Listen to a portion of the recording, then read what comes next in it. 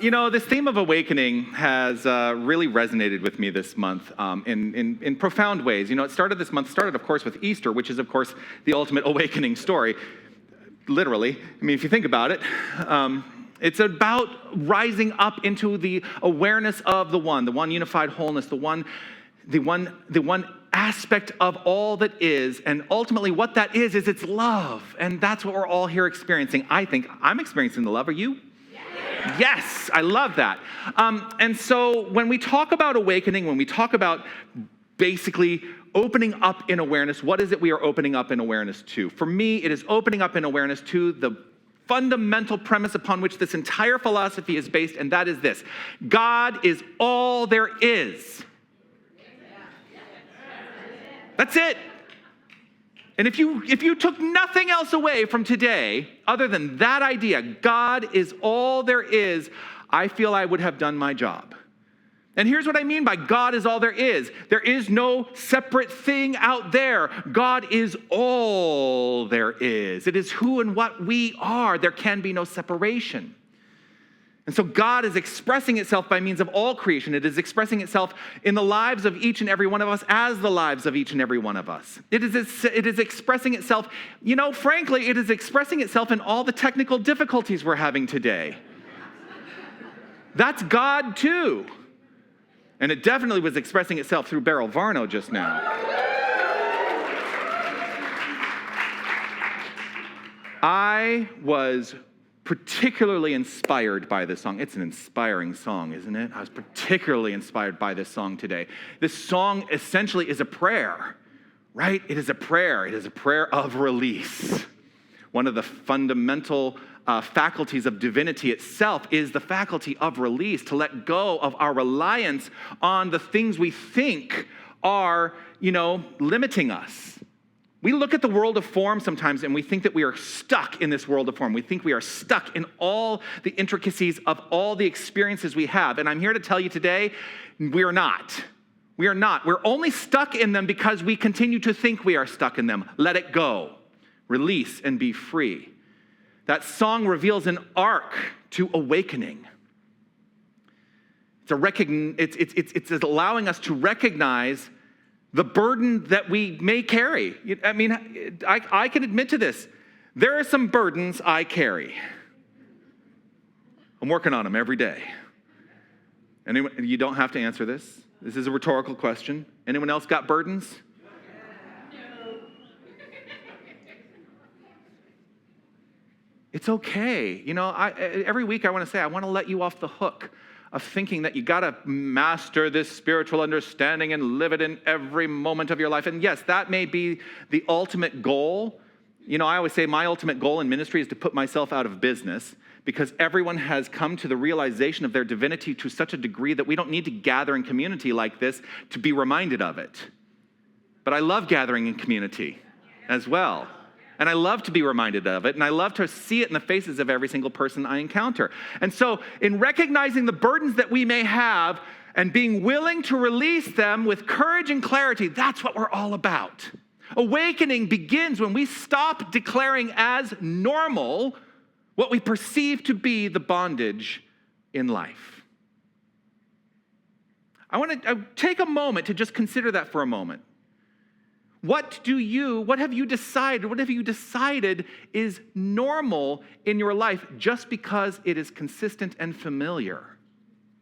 And is it something that you want to continue to carry with you in your experience? Today I'm here to say, if it is not something that you want to carry with you in your experience, you are empowered with the capacity to let it go, to release it, and be free.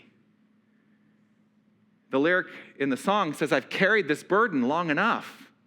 I have carried this burden long enough. I am done. But here's the thing.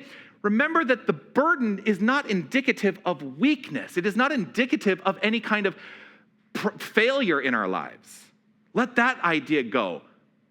Through awareness, we are empowered. And so the first sign of awakening is awareness of spiritual truth. That's what we're here to offer. It is awareness of spiritual truth, truthfulness. The first sign of awakening is truthfulness, not practiced perfection. I have experienced ministers, none in this room. I experienced ministers in this room. There are actually a lot of ministers in this room. I don't know if you realize. And sometimes I get a little bit of like that anxiety of like, oh my gosh, ministers are watching me. Let that go. I've been in this for long enough now. I'm like, I don't let it faze me any longer. I will not be burdened by that. No, but I have experienced ministers in my life who show up on the platform and they have this very polished, practiced perfection that they share with their community, right? And if you experience them off of the platform, that is not the life that they are living. And you know what? It is what it is. Like, I'm not here to judge them. That's just something that I've observed. And I made a decision very early on that was not going to be who I was. I was going to show you the whole of me, warts and all, because there is something valuable in understanding that we're all in this together. I did not study to become a minister so that I could stand above others. No, I studied to become a minister with this idea in mind, that my path in life is to recognize the divinity in myself and therefore understand it about every single person. And when I recognize it about every single person, it becomes the great equalizer. It puts us all on equal footing because we are all God. That's the fundamental premise, right? And so releasing this practiced perfection, which many of us may be carrying in areas of our lives, you get to determine what that may or may not look like if that's something you are doing. Release this practiced perfection. And in doing that, it is a call to be vulnerable. It is a call to be vulnerable in admitting that there may have been times in my life or in our lives where the pattern of life has been heavy. I have experienced the pattern of life that felt heavy. There may be times where the stories I carry are still old and worn, but I'm holding on to them perhaps because they're serving me in some capacity. But might I be better served if I let those stories go? The call to be vulnerable, admitting that fear is no longer mine to carry. I don't need to hold on to that fear. What is there to fear? Except fear itself. I don't know, that came up. A call to be vulnerable in admitting that the identity I may have aligned myself with does not fit with who I am becoming. I carried alternate identities for a long time, identities of separation. Got to let it go. And yet, we also have to be willing to open up and name these things, free of fear, because we cannot lay down what we refuse to name. We cannot lay down what we refuse to name. And so that lyric, lay it down and rise up. That's the message today. Lay it down and rise up. We might think that spiritual growth, we're sold this bill of goods sometimes. Spiritual growth means trying harder, or fixing ourselves, or proving our worth. It's not what spiritual growth is all about. I mean, really consider, what if that's not what spiritual growth is all about? What if spiritual growth is allowing the ease and the grace of the divine to fully express itself? What if there is no strain in spiritual growth? We don't have to work hard for spiritual growth. Our work is to release, to allow, to awaken, to surrender the weight. To let go of self-condemnation. That's spiritual growth. Just release. Because spiritual pressure, it does not force awakening. Trying to make it happen does not force awakening. Awakening is removing what blocks the life that is already inherent within us. In 2019, in the fall of 2019, remember, that was a while back now, I was invited to offer a message here. It was the first time that I'd ever come as a minister to offer a Sunday message and meet the community. And I gave a whole talk, and if you were here, you may remember, I set up the stage and I had this table and I had all of these books back here. And as I was talking about this idea that we acquire these spiritual ideas, and I had a bag, and as we acquire these spiritual ideas, I read The Power of Decision, and I put that in my book, and I read, Lessons in Truth, and I put that in my bag, and I keep reading and getting all of these spiritual ideas, and I keep reading, and I kept putting them in my bag, and they got heavier and heavier and heavier. And at some point, I had to make a decision that I have my own mind. And while I may have been influenced by all of these things, there comes a time when it's okay to put those things down and know that the infinite power and presence of divinity is expressing itself by means of me. And so laying down that weight. I don't need to force spirituality to happen. Some of you noticed that I brought a big book with me today. I've talked about this book before, but I've never actually brought it onto the platform. This book is the Holy Bible. And this Holy Bible is a permanent part of our prayer room. If you didn't know, we have a prayer room. You can come in when we're here during the week. If you want to come in and pray and it's not being occupied for some other purpose, which sometimes it is, you're welcome to come in and just have some quiet time in our prayer room. But there have been times when I've offered spiritual counseling where someone is explaining to me without seemingly letting it go those old stories, those old ideas, and we cling on to them so hard. And so I invite them to do something. Actually, Sherry, you're here. Will you stand up for a moment? And I say, okay, put your hands out. And I say, you have to hold this up for as long as you're willing to tell that story. It's getting heavy. Is it getting heavy? Yeah? Just like your stories, eh? Can I give them up? You want to give up your stories? Yes, please. You're at choice. That's the whole point. We're at choice to let go of the stories. I'll take it back from you. We're at choice to let go of the stories, but they can weigh us down, and they will continue to weigh us down as long as we continue to believe in those detrimental stories. But no one else can do the work for us. We have to be willing to do the work ourselves, to let it go, to surrender. We lay them down because they are no longer supportive, right? But I want to be really clear.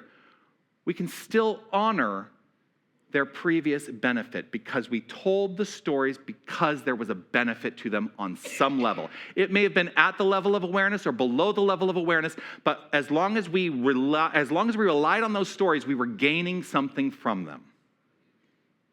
But if they no longer serve you, bless them and let them go. Bless them and let them go. Bless the season that taught us. Bless the relationship that shaped us.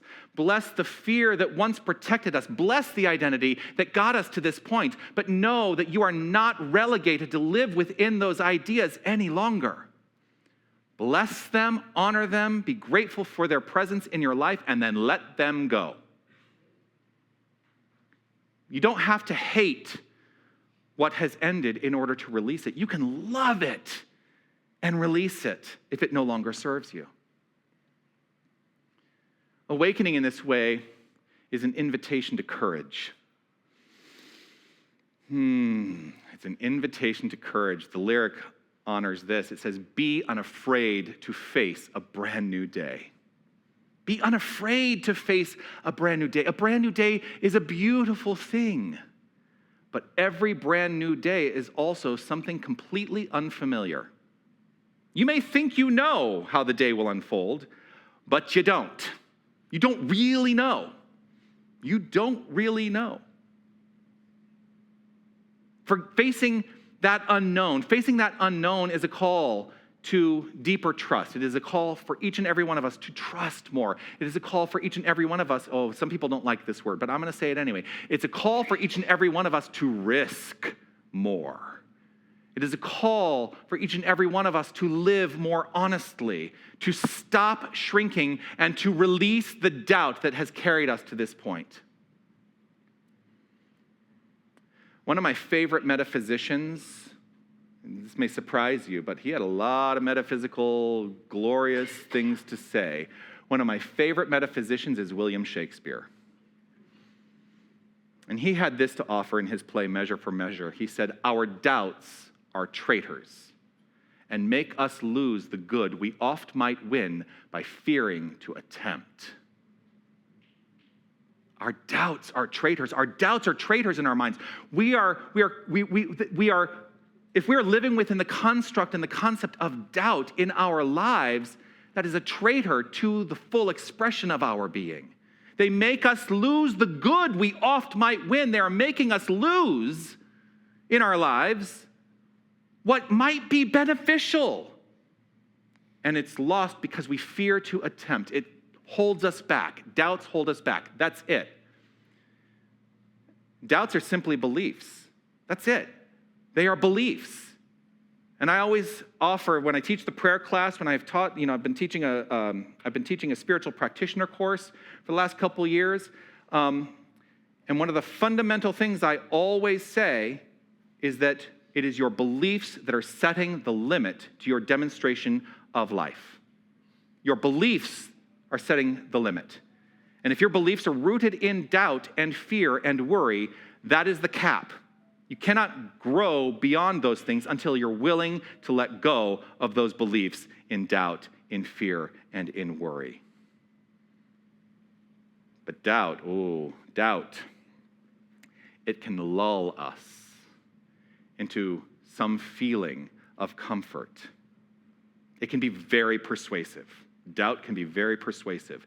It keeps us tied, you ready? It keeps us tied to familiar pain rather than unfamiliar possibility. I want you to really hear that. Doubt keeps us tied to familiar pain rather than unfamiliar possibility. And because it's familiar, we might feel comforted in it. It's hard to let go. It's hard. It can be hard to acknowledge that change may be necessary. I've had times in my life where I knew change was necessary, but the pain was so familiar, I resolved myself to live in the pain. One of my greatest lessons ever was a lesson I learned. Every time I say this, it makes me laugh a little bit. It's a lesson I learned at the turn of the century. I was living in New York City, and I know a lot of you, I reference this story all the time, but it really was one of my greatest teachers. I was living in New York City, and I was in a relationship. I was living with this person, and it was an extremely toxic, abusive relationship. And I lived within that pain because it was familiar. And there was an aspect of me that did not feel I was worthy of something better until I realized that I was worthy of something better. And I started to change my mind, and I let go of the doubt and the fear, and there came a point where I walked away from that relationship because I came to know who I was. I came to know who I was. So I held on to that familiar pain because I was terrified of that unfamiliar possibility. But I've got to tell you, when I stepped into that unfamiliar possibility and let go of that familiar pain, I thrived from that moment onward in a completely new way. Doubt will keep us from attempting the life seeking emergence through us. Doubt will keep us from attempting the life that is seeking emergence through us. What might be holding you back today? That's a rhetorical question. If y'all start shouting out answers, I don't know what I'm going to do. So don't. What might be holding you back today? The call today is to be awake in every cell. That's the talk title, by the way. To be awake in every cell, because awakening is not an abstract idea. Awakening is a call to the embodiment of spiritual truth to such a degree that you live within the unfamiliar possibility to such a degree that you are empowered by it rather than fearing it. Even if we say we believe in freedom, our bodies sometimes brace us for danger, right? There's a physiological aspect to all of this as well. I say that I believe in freedom, but my body is telling a different story. I'm bracing for danger in every moment. When we say that we trust, sometimes we rehearse fear. We may affirm peace, but in that we may be bracing for survival. I want to acknowledge that in particular right now because I think I see a lot of that in our world experience right now. We are embracing the construct of peace, but still living within that idea of survival. Awakening is a sacred process of allowing. It is a sacred process of allowing spiritual truth to soak deeper, not just in mind, but in the breath, in the posture, in the responses that we have, in the relationships we enjoy, in the choices we make in every moment, in the reflexes. Awakening is a sacred process of allowing spiritual truth to soak deeper at the cellular level in the body. To be awake in every cell is not just to think about freedom, but to inhabit it. Spiritual awakening is accomplished when the body believes the prayer. When we believe the prayer, fundamentally what happens is there's a physiological response. We are impelled into action in our lives. There's a catchphrase that, I come from a religious science background, and in that background originally, we refer to affirmative prayer using this phrase. It is spiritual mind treatment, right? That was the phrase that was that's commonly used in the religious science branch of the New Thought philosophy. And when I was coming through to become a licensed practitioner and then a minister, one of the catchphrases that always goes around is, treat and move your feet, right? That there has to be an impulse into action through the practice of the prayer. Treat and move your feet. But what got confused sometimes is that people would say, I have now done the prayer, I've now done my spiritual mind treatment, and seemingly separate from that, they would try to move their feet, but it was not connected in any way. And so what would happen in the moving of the feet is it would not be supported by the frame of mind that had not fundamentally shifted yet. When we fundamentally shift our mind, when we fundamentally shift our belief, when we fundamentally shift our innate spirit, we are impelled into action. We don't have to force the moving of the feet. The moving of the feet naturally unfolds. There's an impulse into action, a new way of living when we believe the prayer. So today, sing your truest song. Today, know that the clearer way may not be the easy way, but it may be the truer way. Peace and blessings. You are magnificent.